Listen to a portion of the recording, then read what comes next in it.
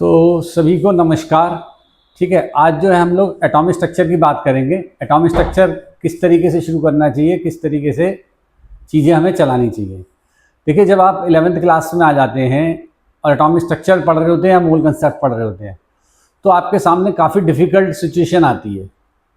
ठीक है ना। तो काफ़ी जो डिफ़िकल्ट सिचुएशन है उसमें आप किस तरीके से चीज़ों को हैंडल करेंगे, वो सब हम चीज़ें डिस्कस करेंगे। ठीक है। एटॉमिक स्ट्रक्चर एक काफ़ी कॉम्प्लेक्स टॉपिक है। एटम का स्ट्रक्चर किस तरीके से होता है, पहली बात तो ये सबसे समझने की बात है। ठीक है ना।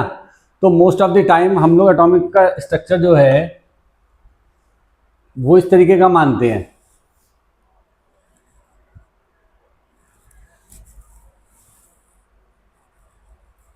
कि भाई सेंटर में एक न्यूक्लियस है,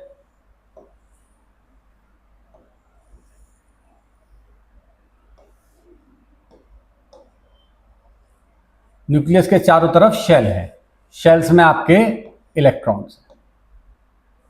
ठीक है। इस तरीके का हम एक मॉडल मान लेते हैं कि भाई एटॉमिक स्ट्रक्चर का हमारा मॉडल है, जो कि बिल्कुल एक गलत सोच है। ठीक। इसका रीजन क्या है भाई, ये गलत सोच है और ये हमें क्यों बता दिया जाता है अपनी छोटी क्लासेस में, इन सब बातों को हमें समझना जरूरी है। तो एटॉमिक स्ट्रक्चर में क्या होता है कि आपका बच्चा छोटा होता है, ठीक है ना, तो उसको हम बता देते हैं भाई इलेक्ट्रॉन है, प्रोटॉन है, न्यूट्रॉन है। ठीक। इलेक्ट्रॉन, प्रोटॉन, न्यूट्रॉन, और इलेक्ट्रॉन जो होते हैं शेल में घूम रहे होते हैं। शेल को हम एनर्जी लेवल या ऑर्बिट वगैरह भी कह देते हैं। तो यहाँ से केमिस्ट्री शुरू हो जाती है, लेकिन आगे आपकी श्रोडिंगर वेव इक्वेशन भी आनी होती है और हाइजेनबर्ग प्रिंसिपल भी आना होता है। तो बहुत सारी चीज़ें आनी होती हैं और इंजीनियरिंग एटॉम की जैसे जैसे पिक्चर आप आगे बढ़ते जाते हैं, पिक्चर और ख़राब होती जाती है। ठीक है ना। तो पिक्चर जब इसकी और ख़राब होती जाती है एटम की, तो उसको कैसे हम सही करें, कैसे समझें चीज़ों को, कैसे करें, ये बड़ी समस्या बच्चे के सामने आती है। तो मोस्ट ऑफ द टीचर्स जो स्टार्ट कर देते हैं वो आपका एटम में जे थॉमसन का मॉडल पढ़ा देते हैं। ठीक। और रदरफोर्ड का मॉडल पढ़ा देते हैं और आपका बोहर्स मॉडल पढ़ा देते हैं, श्रोडिंगर वेव इक्वेशन पढ़ा देते हैं। उसके बाद ये इलेक्ट्रॉनिक कन्फिग्यूरेशन की बात शुरू करते हैं। तो मेरा ये मानना है कि पहले बच्चों को इलेक्ट्रॉनिक कन्फिग्यूरेशन पढ़ाना चाहिए। इलेक्ट्रॉनिक कन्फिग्यूरेशन पढ़ाने के बाद पीरियोडिक टेबल पर डाल देना चाहिए, केमिकल बॉन्डिंग पर डाल देना चाहिए, जिससे कुछ चीज़ें उन्हें दिखाई दे, विजुअलाइज हो, समझ में आए। तो ये सारी चीज़ें बहुत इंपॉर्टेंट रोल प्ले करेंगी उसकी एजुकेशन में और उसे इस चीज़ों में मज़ा भी आएगा। ठीक है। एटॉमिक स्ट्रक्चर में इलेक्ट्रॉनिक कन्फिग्यूरेशन में आपको कुछ चीज़ें याद करनी पड़ेंगी। देखो, इंजीनियरिंग लेवल पर ये जो एटॉमिक स्ट्रक्चर है क्वांटम मैकेनिक्स बन जाता है। ठीक है ना। और आप क्वांटम मैकेनिक्स जो है वो पढ़ रहे होते हो, उसमें आप एक प्रकार से मैथ्स पढ़ रहे होते हो, वो भी इंजीनियरिंग लेवल का। तो इंजीनियरिंग लेवल का मैथमेटिक्स आपको आता नहीं है और आपने जो है एटॉमिक स्ट्रक्चर पढ़ना शुरू कर दिया जाता है। तो जैसे जैसे मतलब एटॉमिक स्ट्रक्चर पढ़ना शुरू करते हैं तो हमें एटम की जो पिक्चर है वो ख़राब होने लगती है, कुछ केमिस्ट्री की पिक्चर ख़राब होने लगती है, कुछ मोल कंसेप्ट से ख़राब हो जाती है, कुछ एटॉमिक स्ट्रक्चर का ख़राब हो जाती है। तो उसको, उन्हीं सब चीज़ों को हम इंटरेस्टिंग वे में आपके सही तरीके से आपके सामने पुटअप करने की कोशिश करेंगे। इसमें जो है हम लोग एनिमेशंस का भी सहारा लेंगे, ठीक है, और पीपीटी का भी सहारा लेंगे और बोर्ड पे भी चीज़ें आपको समझाएंगे। ठीक है। तो ये सारी चीज़ें जो है हम लोग डिस्कस करेंगे। तो अब जो है हम लोग सबसे पहले एक वीडियो देखते हैं एटॉमिक स्ट्रक्चर का कि उसका स्ट्रक्चर किस तरीके से है। ठीक है। फिर उसको हम एक्सप्लेन और करेंगे।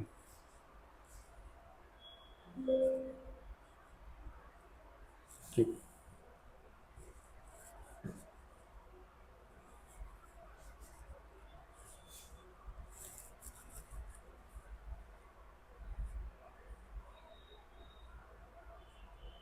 अणु कक्षाएं लंबे समय से मेरे लिए निराशा का कारण रही हैं। एक तरफ आपके पास सरल कार्टून चित्र होते हैं जो इन्हें दोस्ताना महसूस कराते हैं, लेकिन ये इतने विविध और अस्पष्ट होते हैं कि मूल विचार की परमाणुओं में एक नाभिक और कुछ इलेक्ट्रॉन होते हैं के अलावा ज्यादा कुछ नहीं बताते। कुछ लोग कार्टून जैसे चित्रों को और अधिक यादृच्छिक या क्वांटम जैसा बनाने की कोशिश करते हैं, जो एक सुधार है, लेकिन वे अब भी केवल परमाणु के अस्पष्ट विचार के लिए कार्टून जैसी जगह भरने वाली छवियां ही हैं। दूसरी ओर आपके पास परमाणु कक्षाएं धुंधले बादलों, गुब्बारों या इंद्रधनुषी डोनट्स के रूप में दिखाई जाती हैं, जो निश्चित रूप से तकनीकी रूप से अधिक सटीक या प्रेरित हैं, लेकिन इनमें से कोई भी मुझे यह एहसास नहीं दिलाता कि वास्तव में क्या हो रहा है। जैसे इस धब्बेदार चीज का परिक्रमा करते हुए इलेक्ट्रॉनों से क्या संबंध है? क्या इलेक्ट्रॉन इसके अंदर है या सतह पर? कुछ में धब्बे और कुछ में डोनट्स क्यों होते हैं? और कुछ डोनट्स इंद्रधनुषी रंग के क्यों होते हैं? मैं चाहता हूं तो बहुत आया होगा, इंटरेस्टिंग भी लगा होगा, लेकिन समझ कुछ नहीं आया होगा। ठीक है ना? तो समझने के लिए आपको किसकी ज़रूरत है? टीचर की ज़रूरत है। तो एज ए टीचर मैं आपकी हेल्प करूँगा। ठीक है? और मतलब दुनिया इस लेवल पे सोचती है, ये हमें समझना होगा। और मतलब जो फॉरेन का कंटेंट है उसको भी अपनी पढ़ाई लिखाई में यूज़ करना होगा, जो उन्होंने बहुत बेहतरीन दम बना रखा है। ठीक है? और उसके साथ साथ हम IIT JEE के क्वेश्चंस और प्रॉब्लम्स जो हैं उन सब का भी डिस्कशन करते रहेंगे बीच बीच में, और उसके साथ अपने कंटेंट की प्रॉपर मैपिंग करेंगे। तो एटम जो है काफ़ी कॉम्प्लेक्स स्ट्रक्चर है, ये बात हमें समझ में आ गई। स्ट्रक्चर समझना हमारी रेंज से बाहर है। ठीक है? श्रोडिंगर वेव इक्वेशन का नाम ही काफ़ी है। फिर धीरे धीरे श्रोडिंगर वेव इक्वेशन पढ़ाएंगे। मतलब श्रोडिंगर वेव इक्वेशन तक पहुंचने के लिए भी आपको 11th कंप्लीट हो जानी चाहिए।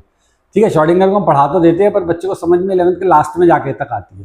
तो एक बार उस समय हम श्रोडिंगर को डिस्कस कर लेते हैं। तो खैर अभी आसान आसान बातों को डिस्कस करते हैं। शेल,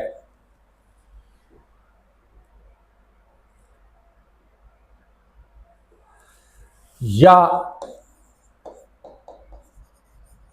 एनर्जी लेवल, या आपका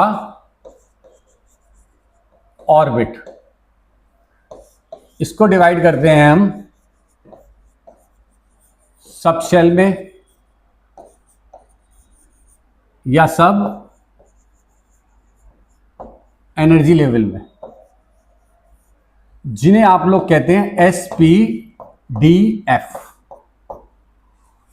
ठीक है? ये आपके क्वांटम मैकेनिक्स से लिए गई बातें, सारी क्वांटम मैकेनिक्स है। तो S जो है आपका, ये वर्ड लिया गया शार्प से। P जो लिया गया है वो लिया गया प्रिंसिपल से। D जो लिया गया है ये लिया गया डिफ्यूज से। F जो लिया गया है ये लिया गया है फंडामेंटल वर्ड से। फंडामेंटल। ठीक है? इसके बाद सब शेल को हम डिवाइड करते हैं ऑर्बिटल्स में, और ईच ऑर्बिटल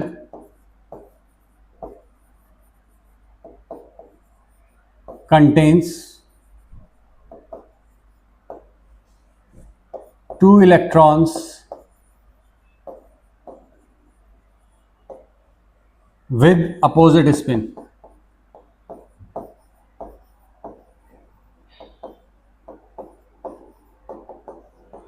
दो इलेक्ट्रॉन विद अपोजिट स्पिन होते हैं।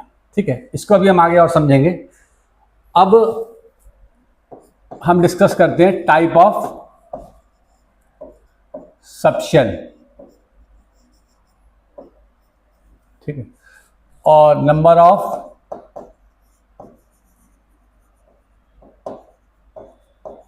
Maximum electrons in A subshell. ठीक है? Number of maximum electrons in A subshell. उसके बाद नंबर ऑफ ऑर्बिटल्स। तो ये जो आपका S है इसमें मैक्सिमम 2 इलेक्ट्रॉन आते हैं, एक आपका ऑर्बिटल आता है। ठीक है? P में आपके 6 इलेक्ट्रॉन आते हैं मैक्सिमम, 3 ऑर्बिटल आते हैं। D में आपके 10 इलेक्ट्रॉन आते हैं, 5 ऑर्बिटल आते हैं। ठीक है? F में आपके 14 इलेक्ट्रॉन आते हैं, 7 ऑर्बिटल आते हैं। तो P के S के हो तो ऐसे ही बोल देते हैं हम लोग। ठीक है? P के आपके जो नाम हो जाते हैं वो PX, PY, PZ हो जाते हैं।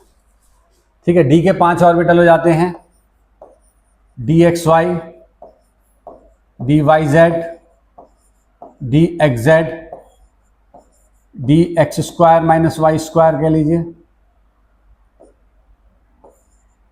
और डी जेड स्क्वायर। ठीक है, ये डी के और पी के ऑर्बिटल्स के नाम है। एफ के नामों की हमें जरूरत नहीं पड़ती।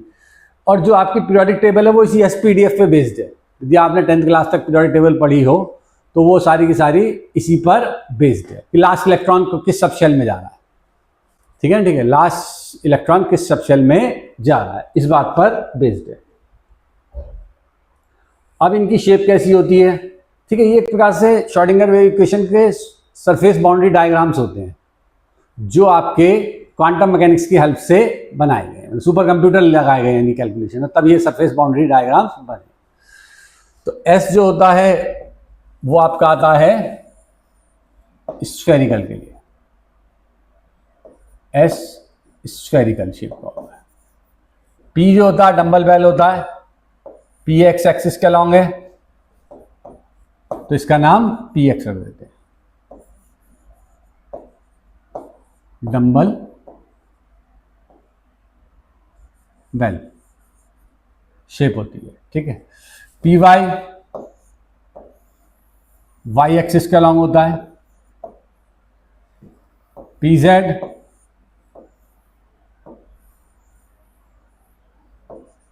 जेड एक्सिस के अलॉन्ग होता है। डी के 5 ऑर्बिटल होते हैं, D X Y double dumbbell होता है, इसकी 2 लोब्स होती है, डबल डंबल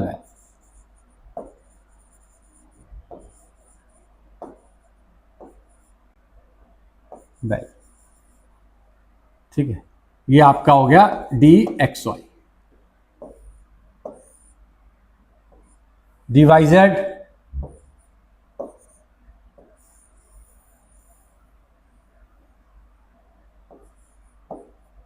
ये होता है, डी एक्स जेड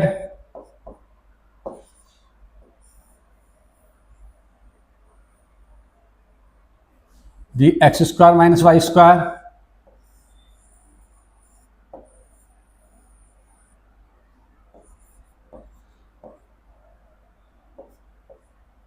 इसे y मान लीजिए, इसे x मान लीजिए, D X square minus Y square.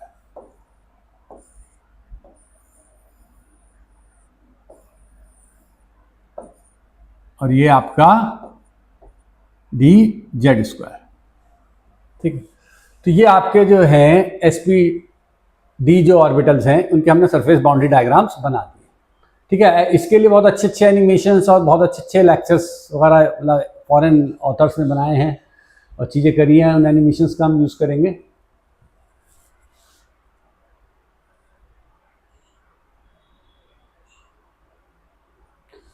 तो इस तरीके से बहुत सारी चीज़ों का मैंने कलेक्शन कर रखा है। ठीक है ना, और बहुत सारे मॉडल्स वगैरह केमिस्ट्री के इन सब के बड़े इंटरेस्टिंग इंटरेस्टिंग होती हैं चीज़ें, तो देखिए ज़रा एंजॉय कीजिए। तो देखिए 2009 में बना दिया था इन लोगों ने। ये आपका एस ऑर्बिटल है, 1s।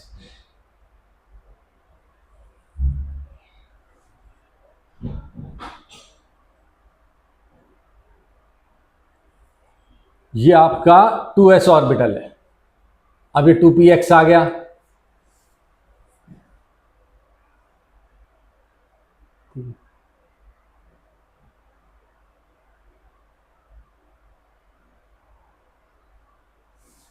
ये 2py आ गया,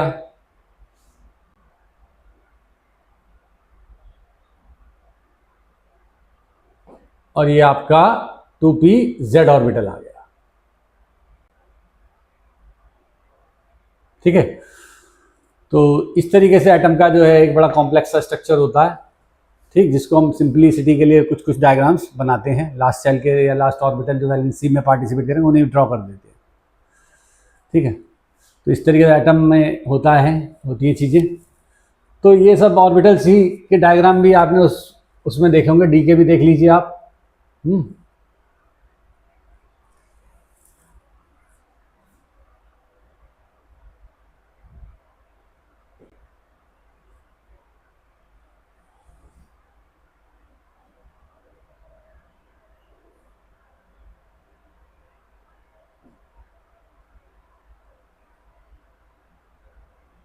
D X square minus Y square हो गया,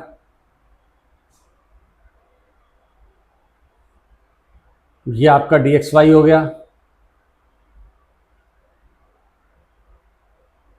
ठीक है, तो बहुत सुंदर विजुअलाइजेशन हो जाता है।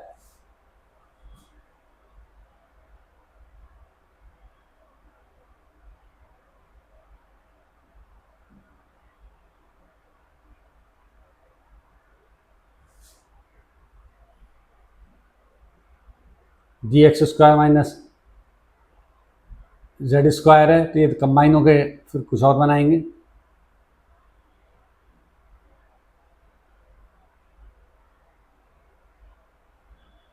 ये डी एक्स जेड हो गया।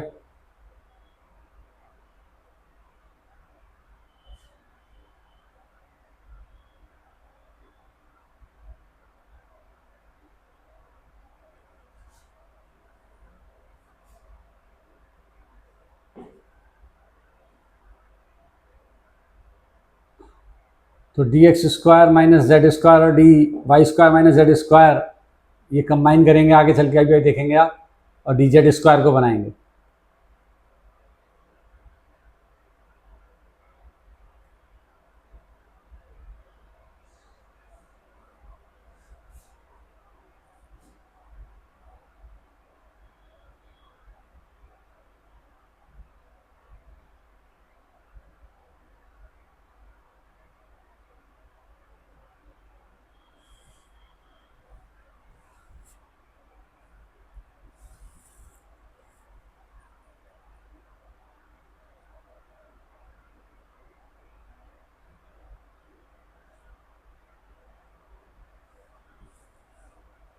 ये डी जेड स्क्वायर के दिखाएंगे हैं डिफरेंट डिफरेंट शेप एनिमेशंस।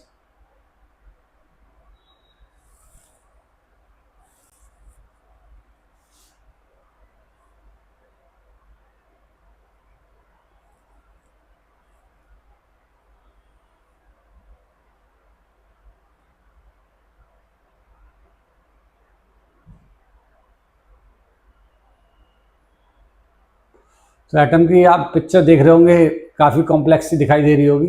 मज़ा आ रहा होगा बच्चों। तो सब्जेक्ट बहुत खूबसूरत होता है, ये हम पे डिपेंड करता है कि भाई हम उसको खूबसूरत बनाना चाहते हैं या वैसे ही बस पढ़ाना चाहते हैं। तो आप आराम से धीरे धीरे पढ़िए, बीच में वीडियो को पॉज करके नोट्स बनाते चलिए और याद भी करते चलिए चीज़ों को, और मैं भी तुम लोग की हेल्प करूँगा।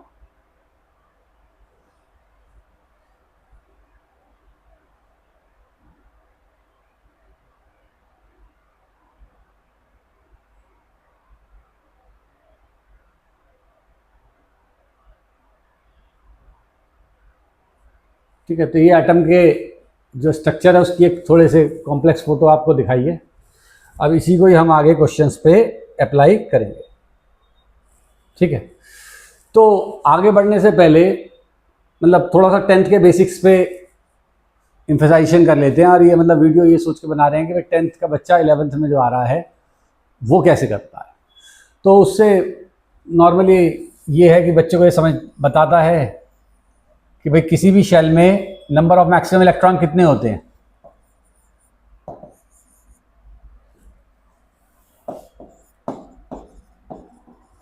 Number of maximum electrons in a shell,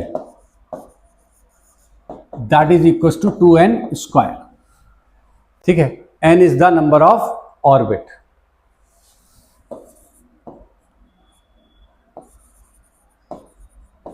number of orbit यानी शेल कहें या एनर्जी लेवल कहें, एक ही बात है। ठीक है, तो n की वैल्यू 1 है, तो 2n स्क्वायर की वैल्यू क्या हो जाएगी, 2 इंटू 1 का square, that is equal to 2। तो पहली शेल में मैक्सिमम कितने इलेक्ट्रॉन्स आएंगे, 2 आएंगे। n की वैल्यू 2 है तो 2 इंटू 2 का स्क्वायर 8। सेकेंड ऑर्बिट में मैक्सिमम 8 इलेक्ट्रॉन आ सकते हैं। ठीक है, ये सब बातें बॉन्डिंग में बहुत काम आती है और आगे ऑक्सीडेशन नंबर, स्ट्रक्चर समझने में, चीज़ों में, मतलब इसके बगैर केमिस्ट्री की आप कल्पना भी नहीं कर सकते। ठीक है, तो n बराबर 3 रखा, 2 इंटू 3 का स्क्वायर यानी कि आपका 18 आ गया। n is equals to 4, 2 into 4 का स्क्वायर कितना आ गया 32। n इज इक्वल्स टू 5 रखा, 2 इंटू 5 का स्क्वायर यानी कि 50 आ गया। 50 हमें आज तक मिले नहीं है, 50 आपके आज तक मिले नहीं है, लेकिन हाँ एजम्पशन कर सकते हैं कि भाई होंगे तो क्या होगा। तो ये बातें आप लोगों को पता होंगी बच्चों, ठीक है ना। अच्छा चलो एक बार बोर्ड और दोबारा से खोल लेते हैं हम लोग।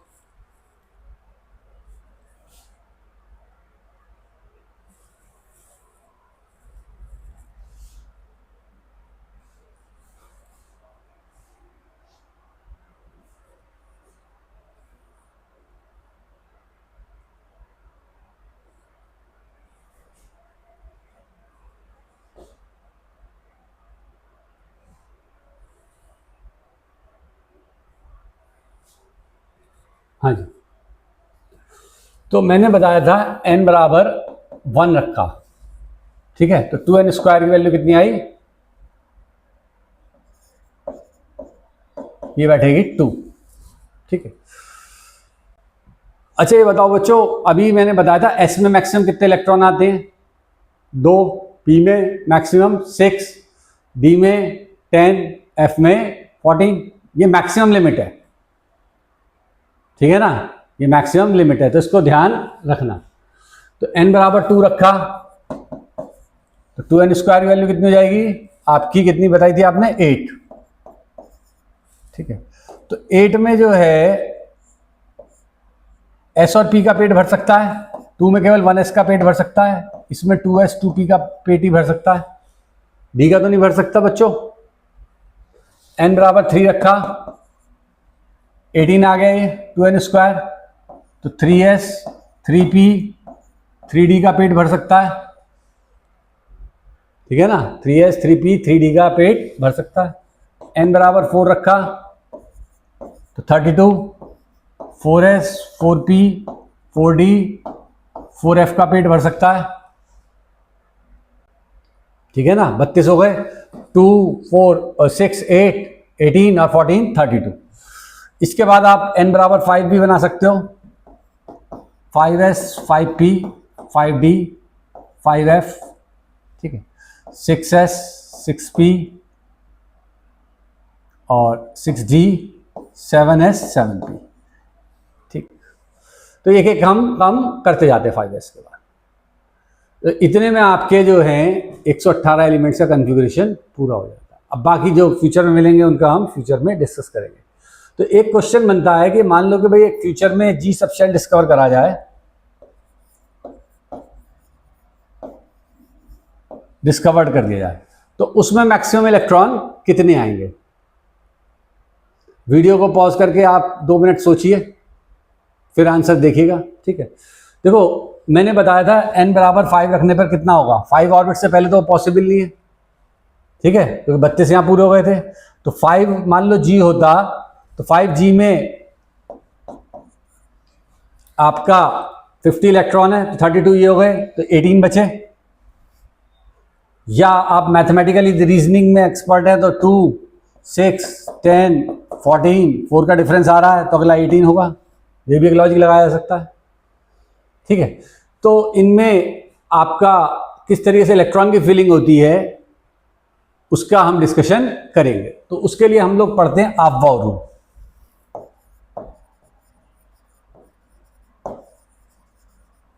अफबाउ रूल आप इस तरीके से लकीर खींच सकते हैं,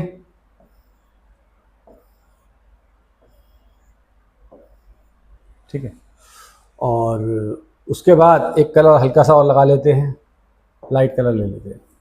इसको इससे जोड़ दिया, इसको इससे जोड़ दिया, इसको इससे जोड़ दिया, इसको इससे जोड़ दिया, इसको इससे जोड़ दिया, इसको इससे जोड़ दिया। ये मैं हटा देता हूं।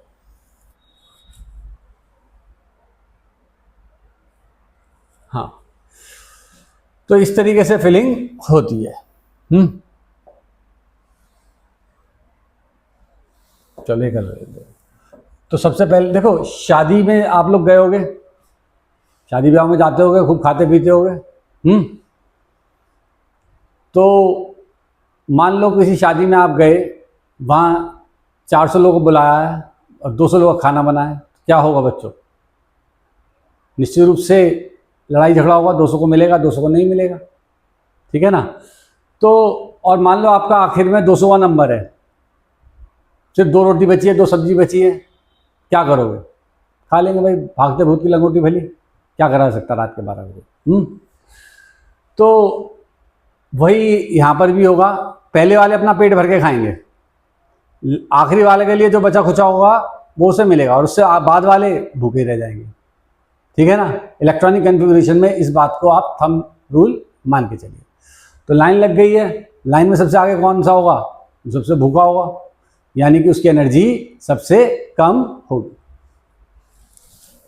तो 1s less than 2s, 2p, ठीक है, 2p के बाद 3s, 3p के बाद 3s के बाद 3p, 3p के बाद 4s, 4s के बाद 3d, 3d के बाद 4p, 4p के बाद 5s, 5s के बाद 4d, 4d के बाद 5p, 5d के बाद 6s, 6s के बाद 4f, 4f के बाद 5d, 5d के बाद 6p, 6p के बाद 7s, 7s के बाद 5f, then 6d, then 7p. That is the increasing order of energy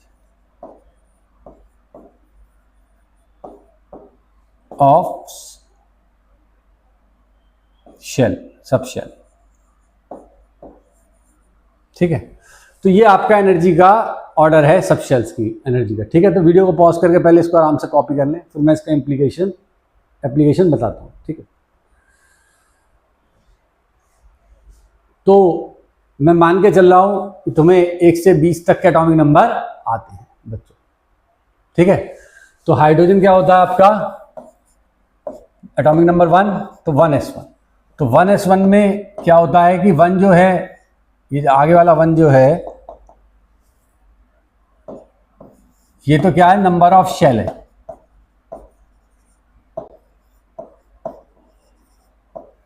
ठीक है। और s क्या है जी? टाइप ऑफ सब शेल, और 1 नंबर ऑफ इलेक्ट्रॉन्स,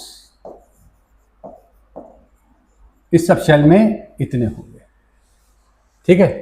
तो हीलियम 2 1s2 बन जाएगा, लिथियम 3, अब s का पेट भर गया है तो 2s1 आएगा, ठीक है। अब वीडियो को पॉज करके आप 10 तक बनाने की कोशिश करो, गलत बनेंगे कोई दिक्कत नहीं है, ठीक है। फिर मिला लेना, आपको समझ में चीजें तब आएंगी, ठीक है। Beryllium 4 1s2 2s2, boron 5 1s2 2s2 2p1, carbon 6 1s2 2s2 2p2, nitrogen 7 1s2 2s2 2p3, oxygen 8 1s2 2s2 2p4, उसका fluorine 9 1s2 2s2 2p5, neon 10 1s2 2s2 2p6, ठीक है। तो इस तरीके से आप बनाएं इलेक्ट्रॉनिक कॉन्फ़िगरेशंस को, ठीक है। 20 तक बनाएं,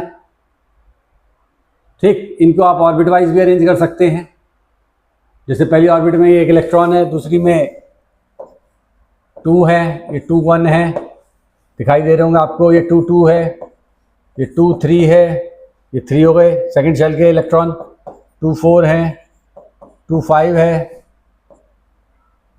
2 6 है, 2 7 है, 2 8 है। ठीक है, तो आप अब वीडियो को पॉज करके 20 तक के बनाएं, फिर उनके सॉल्यूशन देखें। ठीक है, हाँ जी, 11 sodium 1s2 2s2 2p6 3s1, magnesium 12 1s2 2s2 2p6 3s2, magnesium के बाद aluminium 13 1s2 2s2 2p6 3s2 3p1, aluminium के बाद silicon 14 1s2 2s2 2p6 3s2 3p2, phosphorus 15 1s2 2s2 2p6 3s2 3p3, phosphorus के बाद sulphur 1s2 2s2 2p6 3s2 3p4,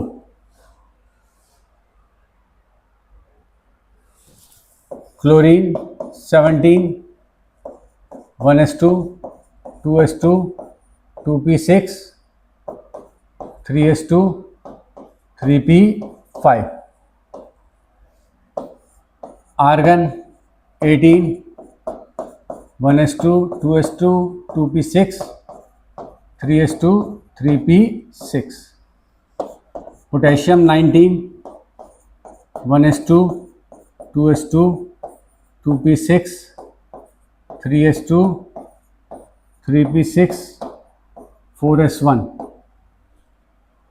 calcium 20 1s2 2s2 2p6 3s2 3p6 4s2। ठीक है, तो इस lecture को अब यहीं पे कंप्लीट करते हैं, और इससे आगे जो है और इलेक्ट्रॉनिक कन्फिगरेशन को हम नेक्स्ट लेक्चर में डिस्कस करेंगे, और बहुत सारे पॉइंट्स हैं उन सबको हम डिस्कस करेंगे। ओके, तो थैंक यू।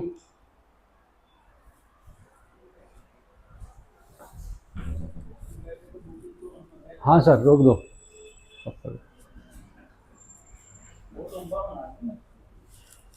बहुत लंबा